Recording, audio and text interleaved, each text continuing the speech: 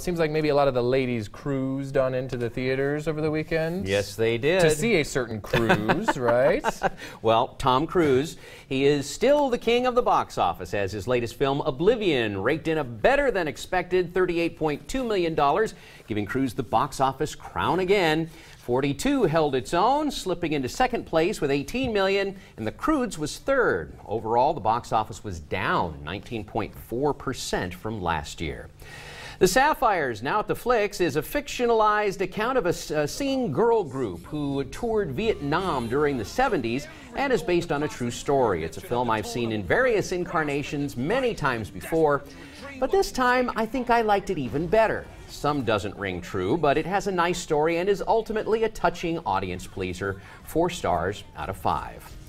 A Noble Cause guides Girl Rising. The film features 9 girls from 9 countries with 9 women writers, helping them reenact their stories, which depict slavery, severe violence, sexual abuse, and being sold into marriage. A few of the stories won me over and are genuinely touching. Some just left me lukewarm. It's overly stylistic and preachy at times, but has good intentions. Overall, it seems like an infomercial for girl power. And at the end, appeals for donations, but the cause, educating women in third world countries, is a worthy one. 3.5 stars out of 5. Oblivion is yet another post-apocalyptic tale where this time Tom Cruise is a human Wall-E. It's a mediocre, hard-to-care-about film that looks pretty with pretty people and has above-average special effects.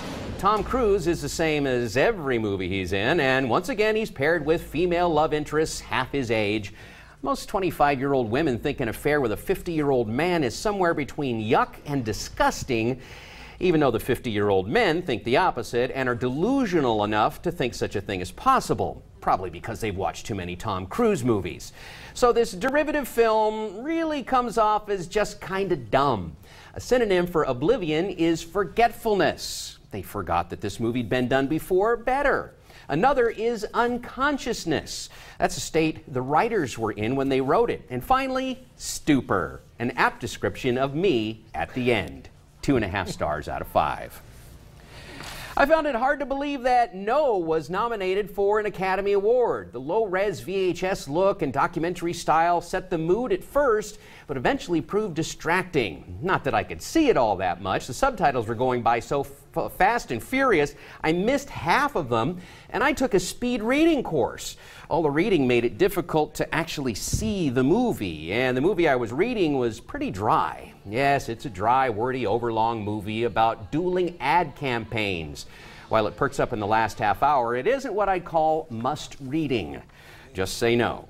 2 stars out of 5. Rob Zombie's latest film, The Lords of Salem, starts out with a group of mostly elderly women worshiping Satan and getting naked, as you do. That fact alone would preclude me from ever wanting to engage in such activity, as a prune has fewer wrinkles than these women. They are a testament to droopy cottage cheese. Anyway, they overact, worshiping Satan, or maybe they just have bad gas, I don't know. Next, we see Rob Zombie's wife, Sherry Moon Zombie, who has as many tattoos as the old witches have wrinkles, and we see her naked. She has so much acting ability, rocks are jealous. This is where the film gets boring and plays a bit like Paranormal Activity. She's a third of a radio show that is so unentertaining it airs in Salem, Massachusetts. Anyway, a bad record shows up at the station in a wooden box, so they decide to play it, and it curses all the women in town or something. At this point, the film devolves into a bizarre acid trip, or maybe it was just hallucinations Mr. Zombie had caused by eating chicken cordon bleu that had turned. Anyway, the freaky last half hour is filled with massive overacting, naked 70-year-old women, and faceless monks enjoying their anatomically correct selves.